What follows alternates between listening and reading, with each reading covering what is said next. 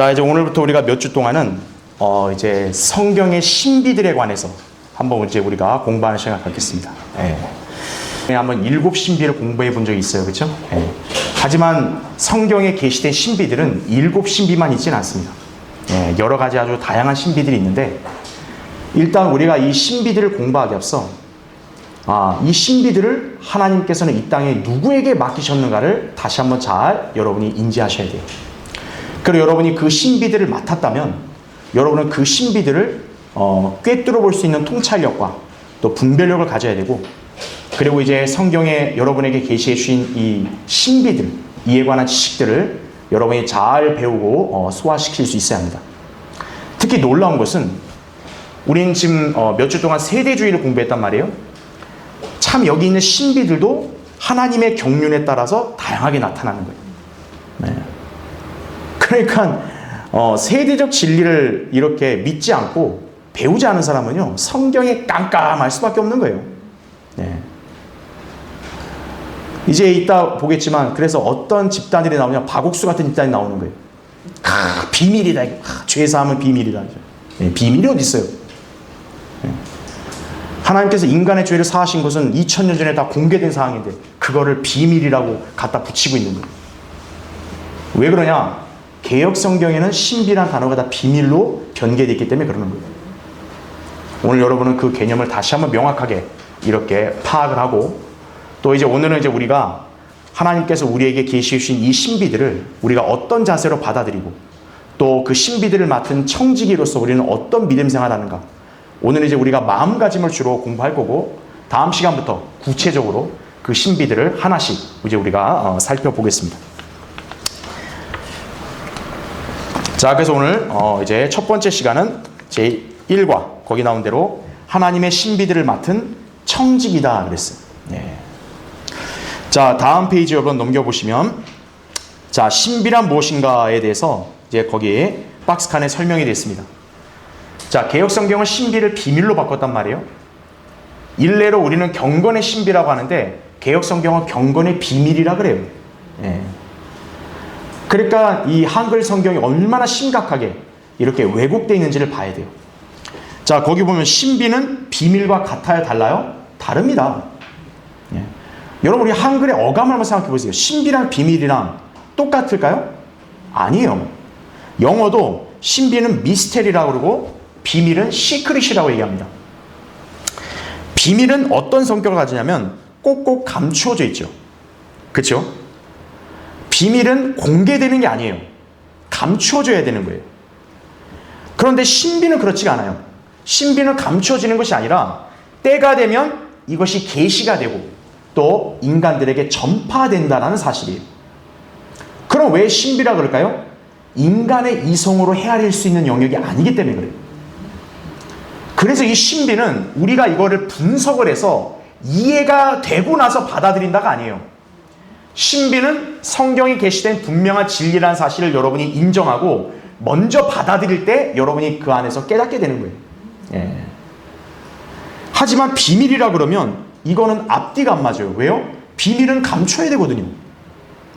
비밀은 오픈이 되면 안 돼요. 그러니까 개역 성경의 번역이 얼마나 엉터리인지를 알 수 있는 거예요.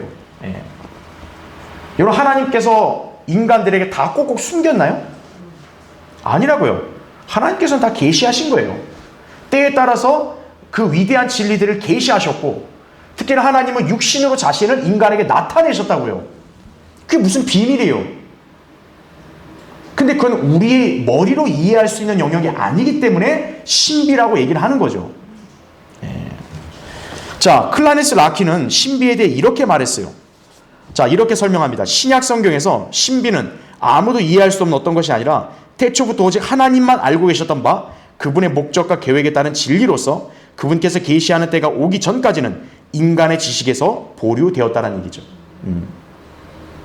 그러니까 비밀이라 했다면은 하나님께서 때에 따라 계시하면 안 돼요. 그냥 감춰야 돼요. 하지만 하나님께서 때가 되기 전에는 계시를 안 합니다. 때가 되면 계시하시는 거예요. 그러니까 때가 되기 전까지는 인간의 지식으로 접근할 수 없도록 보류를 하시는 거고, 이제 때가 되면 인간이 그걸 지식으로 받아들일 수 있도록 하나님께서 오픈하시는 것이 신비라고 그렇게 여러분이 이해하시면 되는 거예요. 그래서 때가 되면 계시가 되는 것이 신비인 것이다라는 얘기죠. 왜냐하면 처음부터 그게 인간이 아는 것이 아니기 때문에 하나님께서 어떤 때에 따라서 어떤 세대에게 그것을 알게 하시는 거기 때문에 그래서 그게 신비라고 표현을 하는 거죠. 구원파의 박옥수 목사 같은 경우는 죄사함, 거듭남의 비밀이라는 책을 쓴 거예요. 무슨 거듭남이 뭘 비밀이에요? 거듭남 비밀이면 어떻게 복음을 전파합니까? 제가 생각해 보건데 이 사람이 이 책을 쓴 이유는 간단해요. 복음은 자기만 알고 자기만 전할 수 있다 이거예요. 그러니까 자기한테 와라. 아마 이러한 의도로 이렇게 제목을 달았을 거라고 나는 생각을 하는 거예요. 무슨 죄사함이 뭐 비밀이에요.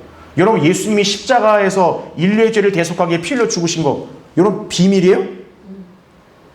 그걸 비밀이면 다른 사람한테 그걸 얘기하면 안 되죠. 하지만 그럼 오히려 우리가 뭐라 그래요? 세상에 나가서 전파라 그러잖아요. 그게 무슨 비밀이냐 이거죠. 그렇죠? 자, 밑에 달러 보세요. 성경에서 신비는 전에는 감추어졌으나 이제는 하나님께서 밝히 드러내 주신 어떤 진리를 가리킨다 이거죠. 하지만 그 안에 있는 초자연적인 요소들은 그 신비가 드러났음에도 불구하고 여전히 남아있는데 이는 성경이 이해한 후에 믿는 책이 아니라 먼저 믿음으로 받아들여야 하는 책이기 때문이다라는 거예요. 이게 바로 제가 아까 설명한 것과 같은 맥락이에요. 즉 신비가 때가 되면 계시가 되지만 그 계시된 신비는 우리 인간의 이성적인 영역에서 해석되는 것이 아니에요. 사실은 아까도 제가 언급했지만 하나님이 인간으로 이렇게 태어나신다는 거 여러분 이게 이성적으로 이해가 됩니까? 아니에요. 그러면 그게 얼토당토 않는 헛소리예요?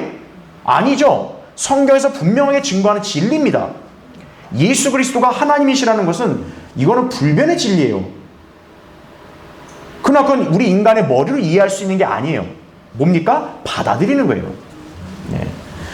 성경이나 책도 마찬가지예요. 성경이나 책도 여러분이 그거를 다 이해하고 분석해서 여러분이 그거를 다 동의할 수 있을 때 믿는 책이 아니에요. 그렇게 하면 그 사람은 평생 성경 못 믿어요. 왜냐? 평생 이해 안 되거든요.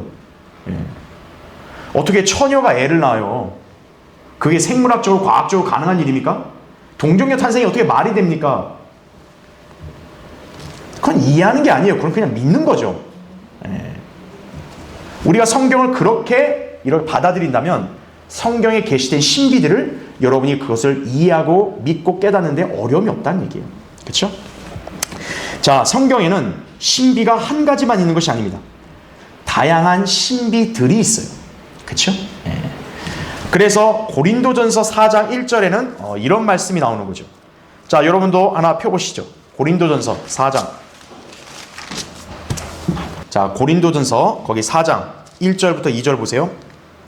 그러므로 사람들이 우리를 뭐라고 여기게 하래요? 그리스도의 일꾼. 두 번째는 하나님의 뭐라고 합니까? 신비들을 맡은 청지기로 여기게 하라는 거죠. 신비들입니다. 이건 복수죠. 그러니까 성경에는 한 가지 신비만 있는 게 아니라 여러 가지 다양한 신비들이 계시가 되는데 그 신비들을 하나님은 누구에게 맡기셨다? 거듭난 그리스도인들에게 맡기셨다는 거예요. 카톨릭이나 저 가짜 교회들에게는 맡기지 않았어요. 그래서 카톨릭과 가짜 교회들은 이 신비들을 모르는 거예요. 이 신비들을 모르는 사람들이 하나님을 운운하고 성경을 운운하다 보니까 어떤 거예요? 세상이 엉망으로 돼버린 거예요. 하나님의 신비들을 맡은 청지기들이 신실하게 그 신비들을 가르치고 선포하고 그대로 이렇게 사람들에게 전했다면 문제가 없었을 거예요. 근데 그렇게 안 한 거죠. 자, 왜 그러냐? 2절 보세요. 바로 이 덕목이 결여됐기 때문에 그래요. 자, 청지기에게 요청되는 것은 무엇보다도 뭐로 발견되는 것이라 그래요? 신실한 사람으로 발견되는 것이라 하죠. 하나님은 어떤 사람을 인정하고 쓰시냐면 신실한 사람이, 유능한 사람이 아니에요. 신실한 사람을 쓰시는 거예요. 오늘 여러분은 이 시간에 하나님 앞에서 나는 신실한 하나님의 자녀로 발견되겠다. 그런 결심을 해야 돼요. 저는 능력이 안 되는데요. 하나님은 우리한테 능력을 물어본 게 아니에요. 능력은 주님이 주셔야지. 우리가 무슨 능력으로 하나님을 섬기나요? 그럼 우리가 능력 타령할 이유 없어요. 능력은 하나님이 각자에게 맡겨 주시는 거예요. 그러면 성도는 뭐냐? 신실하라는 거예요. 신비들을 맡았다 이거예요. 그럼 이 신비들의 계시된 진리들을 믿고 실행하고 전파하는 데 신실하라는 얘기예요. 그런 사람이 하나님께 인정을 받는 것이고, 또 그렇게 하나님의 사역을 수행하는 사람이 참된 종이에요. 그러한 종이 섬기는 교회의 믿음 생활해야 그 사람이 영적으로 온전하게 설 수 있게 되는 거예요. 자, 그래서 오늘 이 신비들을 맡은 청지기에 관해서 한번 보겠습니다. 자, 다음 페이지 보세요. 다양한 하나님의 신비들이 제시가 되고, 또 여기는 정리가 되어 있습니다. 우리 한글 킹제임 성경의 신비라는 단어가 오직 신약에만 나옵니다. 그렇죠? 놀랍죠? 그렇죠? 28개 구절에서 총 31회가 나오는데요. 우리가 예전에 공부했던 7신비 있죠? 그 7신비를 위시해서 모두 15개의 신비가 성경에 나오게 됩니다. 그 15개 신비를 시대별로 정리해보면 참 경륜적인 진리와도 맞아떨어진다는 것을 우리가 발견하게 되는 거예요. 그래서 우리가 하나님의 경륜이 성경을 우리가 나누고 해석하는 데 기준이 돼야 되는 거예요. 그렇게 되면 여러분이 이 신비들을 이해하는 데도 어려움이 없는 거예요. 자, 먼저 경륜적 순서에 따라 정리된 거 보시죠. 그 표에 일단은 초림입니다. 그렇죠? 왜냐하면 신비란 단어가 아까 얘기했죠. 구약에는 그 단어가 안 나와요. 신약에만 오직 나오는 겁니다. 그렇죠? 그래서 신약에 먼저 시작을 알리는 게 예수님 초림 아니겠어요? 그렇죠? 자, 이때 연관되는 신비가 바로 첫 번째 경건의 신비가 되겠죠. 하나님께서 인간의 육신을 입고 나타나신, 즉 성육신의 신비를 가리킨다라는 거죠. 여러분이 잘 아는 구절 디모데전서 3장 16절, 경건의 신비는 논쟁의 여접시 위대하도다. 그 다음 뭐라 그래요? 하나님께서는 육신을 나타나셨고요. 하나님께서는, 개역성경에는 인간 그라고 쓴 거예요. 그는 육신을 나타냈다. 인간 예수님은 인간으로 오신 거 맞죠? 그게 뭘 신비해요? 근데 뭐가 신비해요? 하나님이 인간으로 왔다는 거예요. 하나님이 보통 인간처럼 응애 하고 태어난 거예요. 이게 이해가 됩니까? 이건 이치상으로도 안 맞아요. 어떻게 하나님이 어떻게 응애하고 태어납니까? 여러분, 하나님은 시작과 끝이 있어요, 원래? 없어요. 그분은 그냥 영원부터 영원까지 계시는 분이에요, 원래가. 그래서 이걸 신비라고 그런다 이거죠. 개역성경은 그렇게 예수님의 신성을 격화시킨 거예요. 자, 그렇게 해서 경건의 신비가 나오죠. 자, 왜 하나님이 인간으로 오셨을까요? 간단합니다. 인간으로 와야 무엇을 경험할 수 있기 때문에 그래요? 뭘 경험할 수 있어요? 하나님은 할 수 없어요. 인간만이 할 수 있는 거예요. 바로 죽음입니다. 그렇죠? 왜 하나님이 죽음을 경험해야 되느냐? 인간의 죄값을 지불해야 되기 때문에 죽음을 경험해야 되는 거예요. 근데 하나님은 죽을 수가 없어요. 죽음은 오직 누구에게만 적용이 되냐면 인간에게만 적용이 되는 거예요. 피와 살을 가진 존재만이 죽을 수 있는 거예요. 그래서 하나님이 피와 살을 가진 모양으로 이 땅에 오신 거예요. 그게 바로 인간으로 오셨다는 거예요. 그게 히브리서 2장 14절에 나온 진리죠. 그렇게 해서 이제 십자가의 구속을 이루심으로써, 자, 예수님이 자신의 몸을 주심으로 뭐가 탄생했죠? 교회가 탄생했죠. 그래서 그 이후의 경륜은 교회 시대입니다.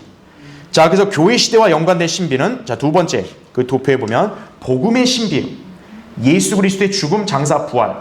자, 이것도 역시 일종의 신비로 이렇게 우리에게 알려주고 있습니다. 여러분, 고린도서 2장 7절 보세요. 고린도서 2장 거기 7절 8절 보면, 다만 우리가 뭐라고 합니까? 신비 속에 있는 하나님의 지혜를 말하노니 이는 하나님께서 세상 전에 우리의 영광을 위하여 미리 정하신 감추어진 지혜니라. 이 지혜는 이 세상의 통치자들 가운데서는 아무도 몰랐노라. 만일 그들이 알았더라면 영광의 주를 십자가에 못 박지는 아니하였으리라 말씀하고 있는 거죠. 그렇죠? 바로 이 예수 그리스도가, 그렇죠?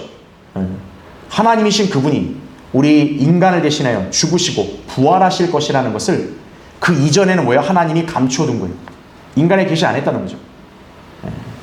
그러나 이제는 그것이 인간에게 나타났다는 사실이에요. 근데 문제는 뭡니까? 인간들이 그걸 못 알아봤다는 거예요. 못 알아보니까 예수님이 하나님인 줄 모르고 그냥 막 십자가에 못 박아 죽인 거예요. 예. 왜 그럴까요? 신비의 영역을 이해하지 못하기 때문에 그런 거예요. 신비 속에 있는 하나님의 지혜를 그 사람들은 모르니까 아니 어떻게 저런 인간이 어떻게 하나님이냐고 이러면서 죽인 거예요. 예. 자, 세 번째. 자, 이것도 역시 일곱 신비 중에 하나였죠. 성도들 안에 거하시는 예수 그리스도라는 거죠. 예수 그리스도께서 성령님을 통해 그리스도인들의 몸을 성전을 삼아서 그 안에 내주하시는 신비예요. 이게 골로새서 1장 27절에 나온 말씀이죠. 예. 그 너희 안에 계신 그리스도시요 곧 영광의 소망이라 말씀을 하고 있는 거죠. 그렇죠? 우리가 이게 이해할 수 있는 영역이 아니죠. 예. 예수님은 한 분이신데 어떻게 한 분 예수님이 그 수많은 그리스도인들의 몸 안에 있냐고요. 물리적인 몸 안에 어떻게 있냐고요. 그러나 분명히 계신다 이거죠. 그래서 이걸 신비라 그러는 거예요. 그렇죠? 그 다음에 네 번째는 그리스도의 몸 안에서 모와 모의 연합, 유대인과 이방인의 연합. 이것도 일곱 신비 중에 하나였죠. 그렇죠? 구원받은 유대인과 이방인이 그리스도 안에서 한 몸을 이룬다. 이거는 유대인들 입장에서는 도저히 받아들일 수 없었던 진리예요. 왜냐? 유대인들의 시각에서 이방인은 개거든요. 우리만이 하나님 백성이고 우리만이 성도인데 어떻게 저런 개들과 우리가 같은 성도가 되냐 이거예요. 아, 이건 못 받아들이겠다 이거예요. 그런데 십자가를 통해서 어때요? 하나님은 둘을 하나로 만드셨다고 에베소 2장에 말씀하는 거예요. 근데 이런 진리는 어때요? 이전 시대의 선지자들과 사도들에게는 알려지지 않았다라고 에베소서 3장에서 바울이 얘기하는 겁니다. 이 진리는, 이 신비는 누구에게만 하나님 계시한 거예요? 바울에게만 계시한 거예요. 그래서 바울이 3장 2절에서 그걸 은혜의 경륜이라 그런 거예요. 하나님께서 나에게 이런 은혜를 주셨다라는 거예요. 자기한테. 예. 자, 바로 이게 그리스도의 신비라는 거죠. 예. 그래서 골로새 2장 2절이나 4장 3, 4절, 에베소 3장 9절에 바로 신비의 교제라는 거죠. 이거는 너무나 이해하기 어려운 신비로운 영역인 거예요. 어떻게 이 무가치하고 불결한 죄인이 하나님과 교제를 하나요? 어떻게? 그렇죠? 이해가 안 되는 거죠. 자, 그렇게 해서 유대인과 이방인의 연합을 이루어서 이제 한 몸인 교회를 형성하신 것이 바로 신비란 얘기죠. 그 다음에 다섯 번째는 믿음의 신비입니다. 디모데서 3장 9절에 보면 이게 바로 집사에게 주어지는 거예요. 예. 그 믿음의 신비는 뭡니까? 하나님 말씀을 모두 있는 그대로 믿는 것. 이것도 믿음의 신비라고 정의할 수 있는 거예요. 그 제가 예전에 여러분 앞에서 언급했잖아요. 하나님 말씀을 기록된 대로 믿을 수 있는 것도 특권이요, 은혜요, 신비라고 제가 말씀드린 거예요. 우리는 그렇게 할 수 있는데 왜 일반 교회 다니는 사람들은 못 할까 이거예요. 하나님께서 그들에게는 신비를 맡기지 않으신 거예요. 그러니까 그들에게는 그런 믿음이 없는 거예요. 그러니까 하나님 말씀을 기록된 대로 안 믿고 자기들 머리로만 아무렇게나 해석하는 거예요. 에이, 이거는 이거 아니고 이럴 수도 있고 저럴 수도 있고. 그런 사람들은 믿음의 신비가 없는 거예요. 디모데전서 3장 이제 8절부터 해서 9절은 집사의 자격 요건 얘기할 때 바로 집사는 믿음의 신비를 안다라고 나오는 거예요. 그러니까 믿음의 신비도 없는 사람들이 막 집사라고 막 그냥 무조건 떠드는 거예요. 아, 교회에서 나 집사 임명했다 이거죠. 그러니까 성경을 모르면 자기 식대로 한다는 사실을 아셔야 돼요. 하나님은 전혀 인정 안 해요. 그 다음에 여섯 번째, 일곱 별과 일곱 금초대 신비죠. 바로 이건 일곱 교회에 관한 신비입니다. 우리가 요한계시록 공부할 때, 그렇죠? 그건 우리가 다 살펴봤으니까 넘어갑니다. 일곱 번째, 자, 이게 굉장히 심오하고 난해한 영역입니다. 바로 천국의 신비예요. 예수님은 초림 때 유대인들에게 왕국을 가져오려고 하셨어요. 유대인들이 거부합니다. 그래서 천국이 연기가 됐어요. 근데 희한한 일이 벌어지는 거죠. 천국은 멀리 연기됐는데 갑자기 이상한 형태의 천국이 지상에 드러나는 거예요. 그게 천국의 신비입니다. 바로 어느 시대에 그렇게 천국이 신비로운 형태로 나타나냐? 교회 시대라는 거죠. 왜냐하면 진짜 천국은 언제 와야 돼요? 교회 시대 이후에 와야 돼요. 원래가. 왜냐하면 유대인들이 거부함으로써 교회가 등장했기 때문에 교회가 지나야 왕국이 와야 되는 거예요. 원래가. 근데 문제는 지금 이 교회 시대에 갑자기 뜬금없이 왕국이 나타난 거예요. 그게 바로 가짜 천국이라는 거죠. 모조품 천국. 그게 교회 시대 바로 신비적인 형태로 감춰진 천국의 모습이 등장한다는 거죠. 그게 이제 영어로 크리스천 놈, 바로 기독교계를 가리키는 거예요. 희한하죠. 왜 세상의 기독교는 기독교계라고 할까요? 계. 그 계자가 돔, 킹덤, 왕국의 줄임말이에요. 바로 모조품 천국이 진짜 행세하면서 어떤 거예요? 나타나는 거죠. 그래서 카톨릭과 개신교들은 어때요? 자꾸 자기들이 하나님 나라 확정한다, 하나님 나라 확장한다, 자꾸 그런 얘기 하는 거예요. 천국은 하나님이 유대인에게 허락하신 건데 자기들 건 자꾸 계속 확장한다는 거예요, 교회가. 교회 시대가 바로 지금 그런 짓 하고 있는 거예요. 그러니까 그게 신비라는 거죠, 이게. 예. 그래서 12가지 천국의 비유들이 이제 천국의 신비에서 등장하게 됩니다. 제가 아까 얘기한 거 이제 13장을 기준으로 얘기한 거고, 그 외에도 이제 18장, 20장, 22장, 25장은 다 재림과 연관해서 이제 천국이 어떤 신비의 그런 진리가 이렇게 담겨 있는지를 이제 제시하고 있다는 거죠. 자, 이것을 우리가 이제 차차 공부를 할 거예요. 그 다음에 8번째는, 자, 뭐도 있습니까? 하나님의 나라의 신비도 있다는 얘기죠. 예. 교회 시대에 나타나는 영적인 하나님의 나라의 모습을 신비로 묘사를 하고 있다는 얘기죠. 그래서 지금 현재 교회 시대는 하나님의 나라에 누가 들어가요? 거듭난 성도들이 들어가는 거죠. 바로 이 교회 시대에 있을 일을 신비로 하나님이 계시해 주신 것이다 이거죠. 다음 페이지요.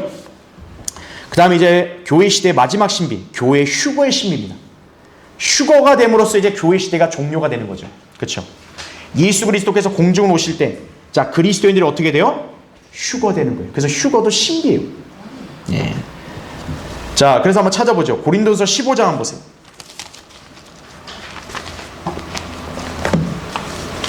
고린도서 15장은 부활과 휴거에 관한 위대한 진리예요. 이 진리를 믿을 수 있는 사람은 영적인 사람인 거고요. 이 진리를 모르고 믿지 않는 사람은 깜깜한 사람이에요. 소망도 없는 사람이고. 여러분 15장 보세요. 자, 50절 보시면, 그러나 형제들아 이제 내가 이것을 말하노니 혈과 육은 하나님의 나라를 상속받을 수 없으며 썩을 것은 썩지 아니하는 것을 상속받을 수 없느니라 말씀하는 거죠. 문제가 뭡니까? 우리 인간의 육신은 구속이 되지 않았기 때문에 이 구속되지 않은 육신을 갖고는 뭡니까? 장차 이 말, 그 하나님의 나라 천년왕국에서 통치권을 우리는 받을 수 없다는 거예요. 그리고 하나님께 적합한 사람이 될 수 없어요. 왜냐? 하나님은 죄 없는 분이신데 우리 인간의 육신에 죄가 있단 말이에요. 그래서 뭐가 필요하다? 우리 육신의 변화가 필요한 거예요.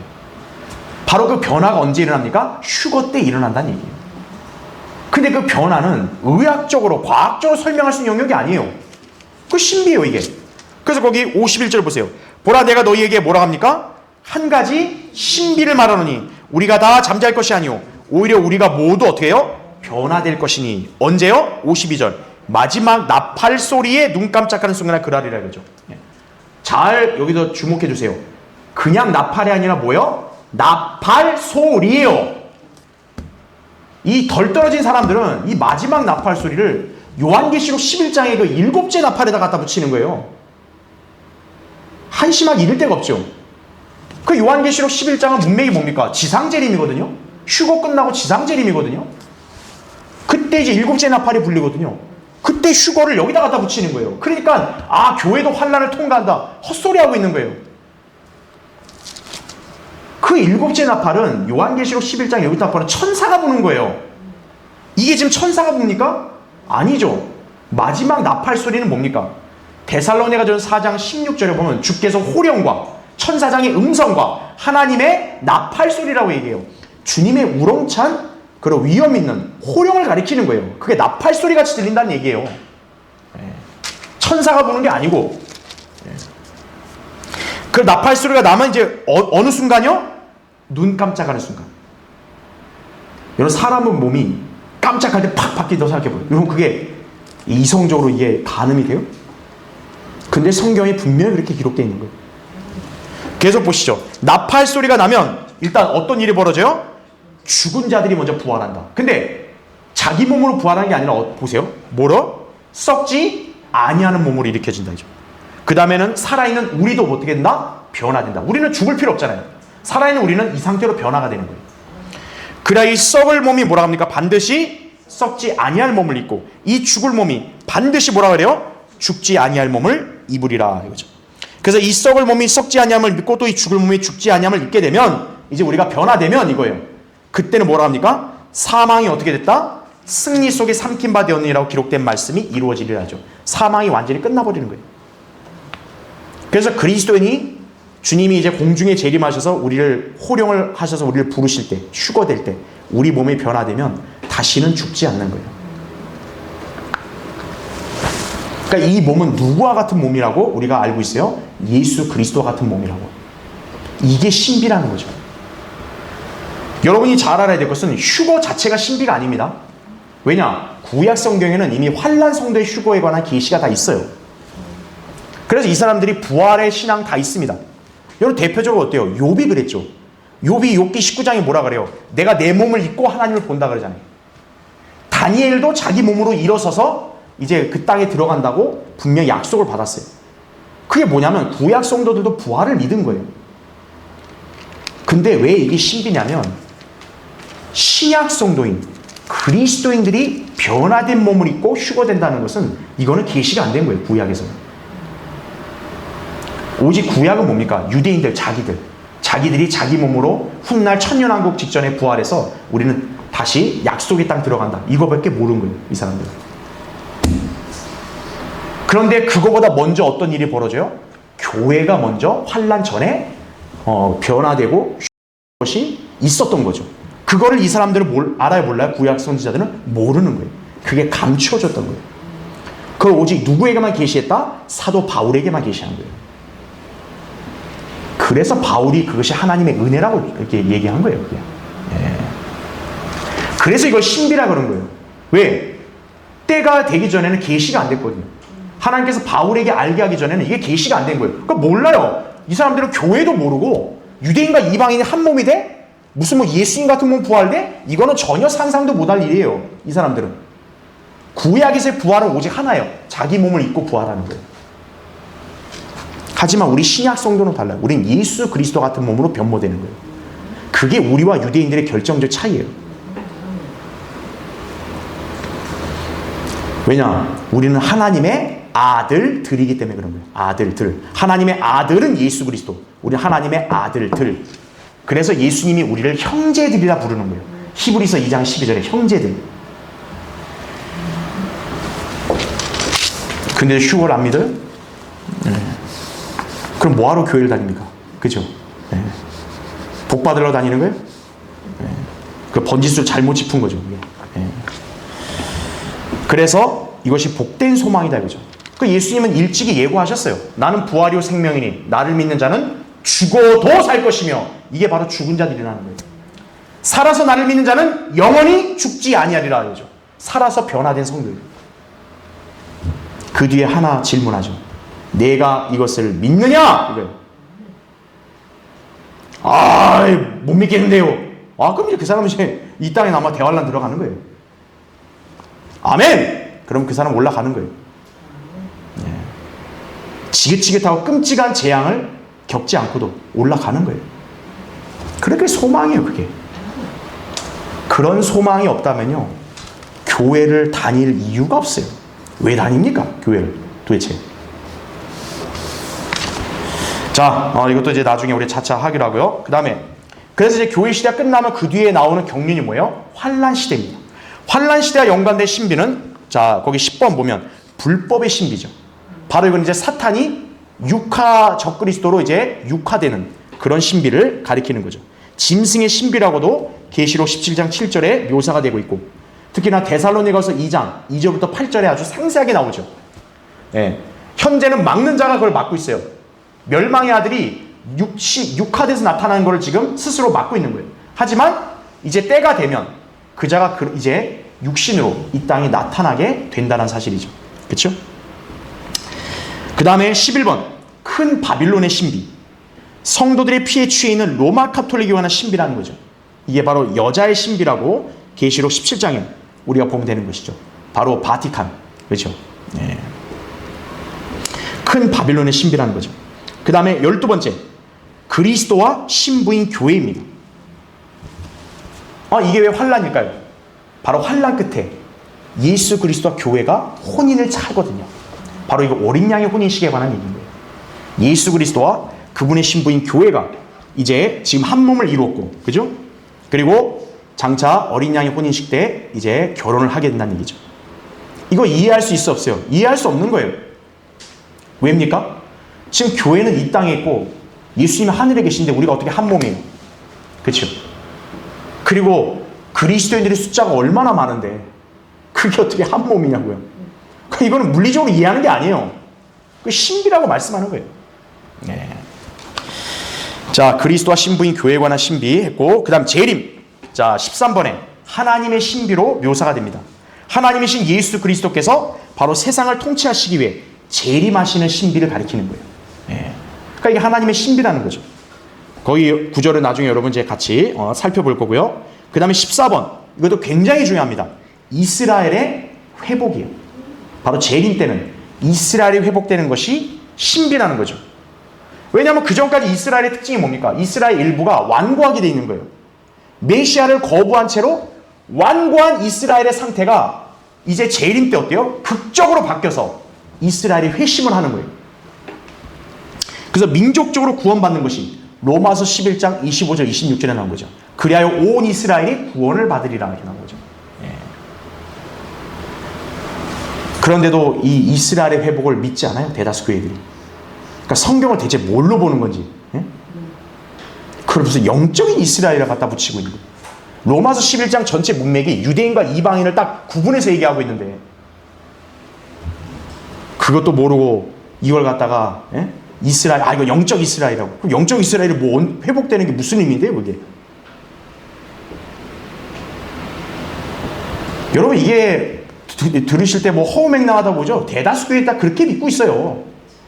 대다수 교회들은 이스라엘 회복 안 믿어요, 절대로. 이스라엘은 흉악한 민족이고 하나님이 끝장내버리셨다. 이게 그들의 사고방식이에요. 그럼 하나님은 이제 누구랑 상대하냐? 교회라고 해줘. 어떤 교회? 우리 교회다, 우리 교회. 네. 하나님이 그렇게 거룩하신 분이 이교도들하고 짝짝꿍하는 그런 WCC하고 있는 그런 교회들하고 하나님이 관계를 맺으세요?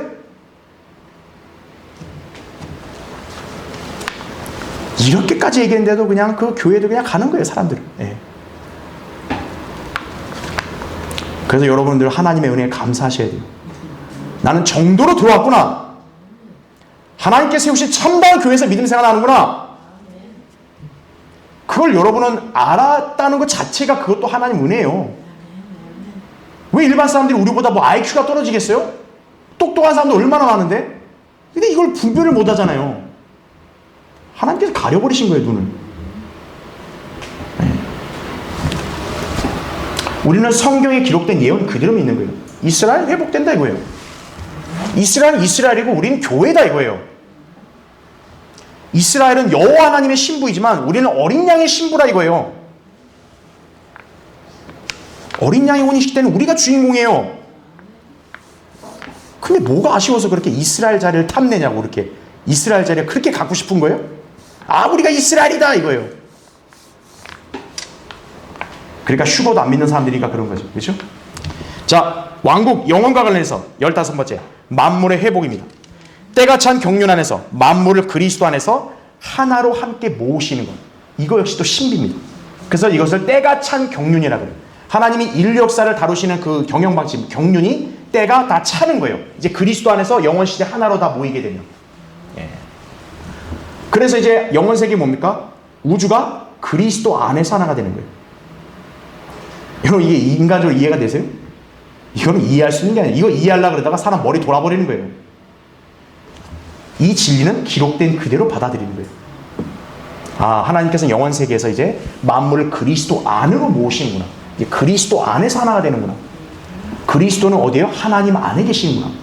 결과적으로 뭡니까? 이제 만물이 하나님 안에서 하나가 되는 거예요. 그게 영원 세계예요. 우리가 알 수 있는 건 그거예요. 거기서 그쳐야지. 그걸 갖고 막 상상의 나래를 피면 안 된다고요. 자, 지금껏 제가 간략하게 설명해도 어때요?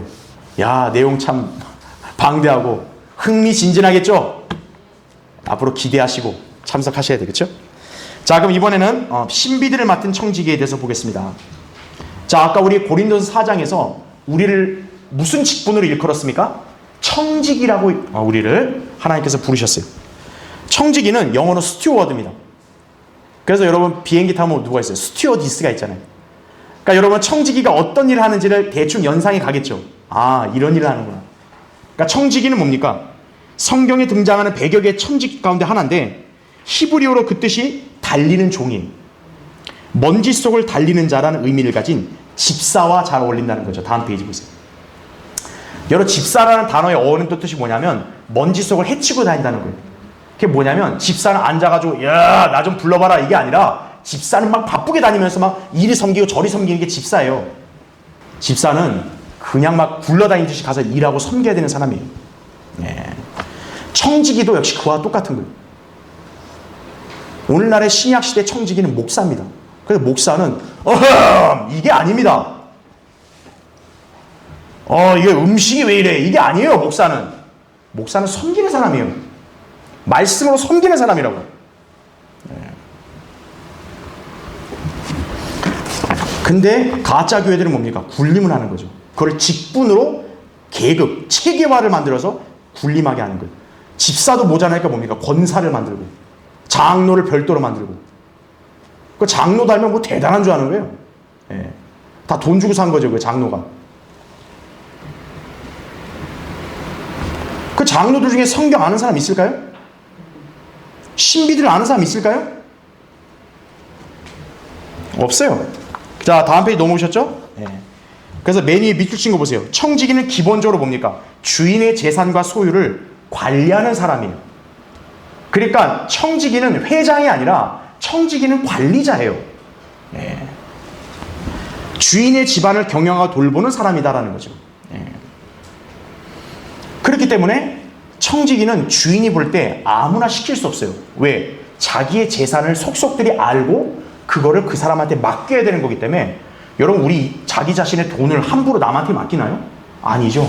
믿고 맡길 사람한테만 맡기는 거예요. 그래서 청지기는 기본적으로 뭡니까? 주인의 신뢰를 받는 사람이어야 되는 거예요. 예. 그래서 청지기에 요구되는 거 아까 우리 읽었죠.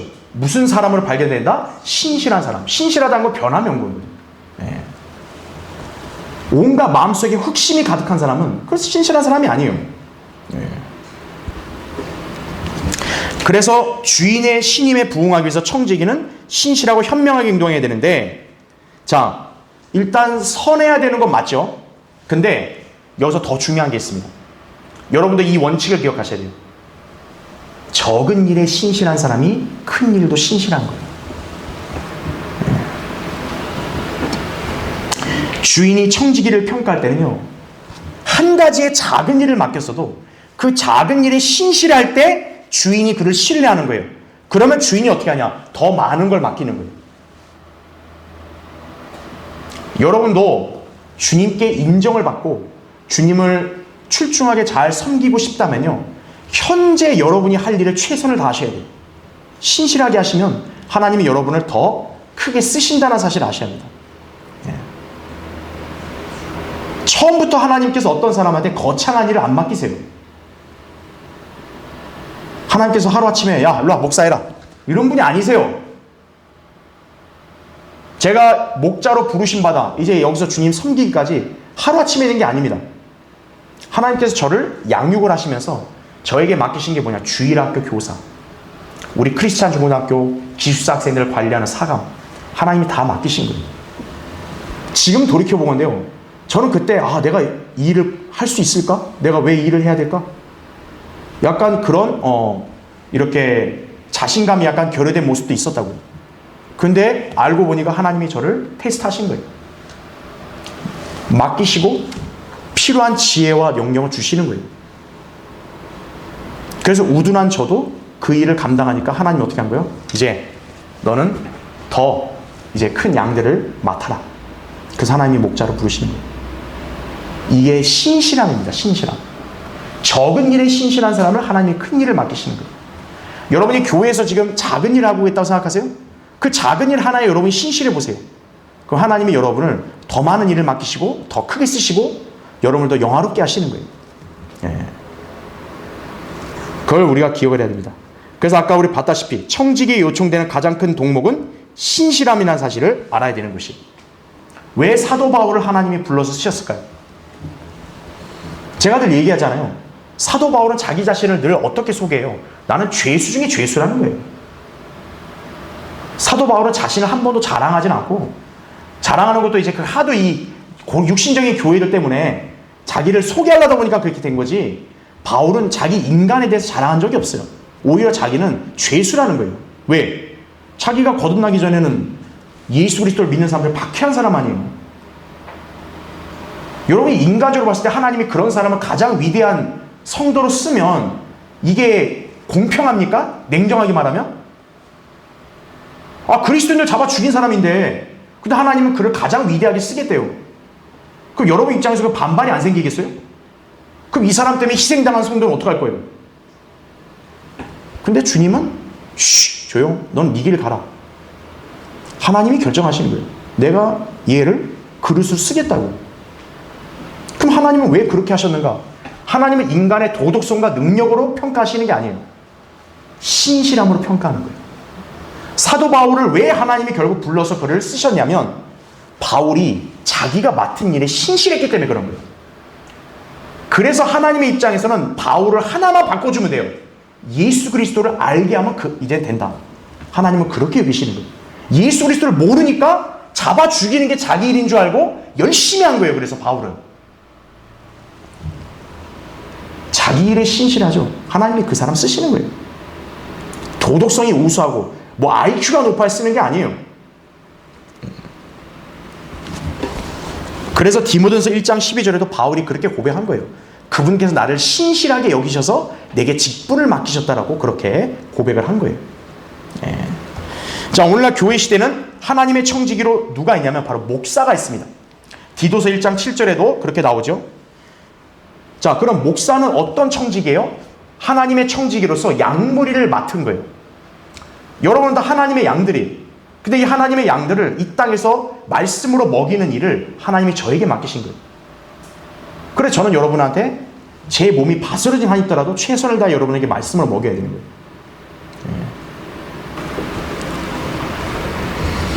하나님께서 맡기신 양무리를 치고 돌봐야 할 목자는 이 땅에 있는 하나님의 집, 살아계신 하나님의 교회요 진리의 기둥과 터전을 돌봐야 할 책임이 있고요. 하나님의 신비들, 하나님의 다양한 은혜를 떠맡게 된다라고 베드로전서 4장 10절에 말씀하는 거예요. 하나님의 은혜를 맡은 청지기예요. 그래서 여러분에게 그 은혜를 끼치도록 나눠주는 거예요. 그러니까 여러분, 은혜라는 게 돈으로 살 수 있습니까? 없으니까 그 은혜가 나눠지는 자리에 있어야지 여러분 은혜를 받는다는 얘기예요. 그 가치를 모르고 살면 그 사람 영적으로 피폐하게 사는 거예요. 자, 근데 목사만 청지기가 아닙니다. 우리 그리스도인들, 여러분도 청지기라고 베드로전서 4장 10절에 역시 말씀하고 있어요. 왜냐? 저만 주님 섬기는 게 아니죠. 여러분도 지금 주님 섬기고 있잖아요. 역할이 다를 뿐이지 여러분도 주님을 섬기고 있잖아요. 하나님의 일을 여러분에게도 맡긴 거예요. 그래서 여러분도 청지기가 되는 거예요. 그렇기 때문에 신실함은 목자만이 아니라 성도인 여러분에게도 요구가 되는 덕목인 거예요. 그래서 자신이 주님 앞에 신실한 사람으로 발견될 수 있도록 항상 자신을 돌아볼 수 있어야 한다는 얘기죠. 자, 그래서 밑에 이제 조지 뮬러가 자기 일기장에 기록했던 내용을 소개하는 거예요. 거기 두 번째 줄에 이렇게 소개되어 있어요. 세상적인 면에서든 영적인 면에서든 어떤 방식으로든지 하나님께서 우리 그리스도인들을 그분의 청지기로 삼으실 때 우리가 주인으로서가 아니라 진정한 종으로서 일한다면 하나님께서 우리를 더욱더 신실한 청지기로 삼으실 것이다 라는 거죠. 자, 다음 페이지 보세요. 나머지는 여러분이 잘 읽어보시면 됩니다. 그러니까 청지기의 자리에서 여러분 하나님께서 맡기신 자원을 감사함으로 누리라 이거죠. 마치 주님 섬기는 일을 억지로 힘든데 어쩔 수 없이 그렇게 하지 말라는 거죠. 목자인 저도 마찬가지예요. 이게 시간 되니까 그냥 어쩔 수 없이 설교해야 되고 강의해야 되고 그렇게 하면 안 된다는 거예요. 감사함으로 해야 돼요. 자, 이제 여러분 다음 페이지 넘어오셨죠? 자, 그럼 청지기 신실함의 여부는 누가 판단할까요? 하나님이 판단하시는 거예요. 여러분이 다른 사람 보고 야, 저 사람 신실해. 그러니까 여러분이 생각하는 것이지 그게 하나님이 보실 때 척도가 아니에요. 여러분 한 사람 한 사람의 신실한 거는 결국 누가 평가하시는 거예요? 하나님이 평가하는 거예요. 그래서 바울이 뭐라 그래요? 인간이 인간을 판단하는 건 하찮은 일이라 그러는 거예요. 하찮은 일. 그러니까 미성숙한 사람들이 뭡니까? 항상 인간한테 인정받으려고 그래요. 아, 나 좀 잘하지 않아? 나 이 정도다? 그럼 막 옆에 사람이 맞아, 대단해. 이런 칭찬에 그렇게 연연하지 말라는 거예요. 왜냐? 바울이 얘기합니다. 그건 하찮은 거라고. 이 땅에서 백날 그래봐야 그거는 그리스도의 심판석 갔을 때 아무 반영도 안 돼요. 그리스도의 심판석은 100% 하나님의 기준으로 평가하는 거예요. 그래서 다른 사람이 여러분에 대해서 뭐라 알고 한다. 거기에 신경 쓰지 마세요. 자, 거기에 밑줄 친 거 보면 청직의 신실함을 판단하시는 분은 바로 누구시다? 주 하나님이시라고 고린도서 4장 4절에 말씀을 하고 있는 거예요. 그래서 우리는 지금 눈으로 드러난 것만 보이지만 여러분 눈에 보이지 않는 것들까지는 그리스도의 심판석에서 하나님께서 빛을 비춰서 나타내게 하신다는 얘기예요. 그래서 이러한 판단은 그리스도의 심판석에서 행해질 일이다. 그날에 하나님께서는 모든 청지기에게 그들이 하나님의 신비들을 맡은 청지기로서 얼마나 신실하게 임무를 수행했는지를 보여주실 것이라는 얘기죠. 그 다음에 여기도 나왔지만 동기가 중요한 거예요. 왜 사역을 했는가? 좀 먹고 살고 내가 좀 여기 이 땅을 살아가기 위해 방편을 했다. 그 사람은 무자격자예요. 실격자예요. 여러분 왜 성경대로 믿는 신앙생활 합니까? 여러분 자신의 유익과 다른 사람의 인정? 아닙니다. 여러분이 주님을 기쁘시게 하겠다는 그 일념으로 이 자리에 와서 믿음 생활해야 주님께 그 합당한 동기로 인정받는 거예요. 그걸 여러분이 기억을 하셔야 합니다. 그렇죠? 그래서 여러분이 순수한 마음과 동기가 항상 지속돼야 돼요. 이것을 누가 흐리냐면 마귀가 흐리는 거예요. 마귀가 수시로 여러분의 순수한 동기와 선한 마음을 갖다가 막 이렇게 흐릿하게 만드는 거예요. 그래서 어느 순간 막 자기 영달, 사람들 앞에 자기가 뭔가 좀 되는 이런 것들을 꿈꾸고 이런 식으로 마귀가 여러분을 유도하기도 하는 거예요. 주의해야 된다 이거죠. 여러분은 무슨 일을 하든지 하나님의 영광을 위해서 또 하나님의 뜻에 따라서 행해야 한다는 얘기예요.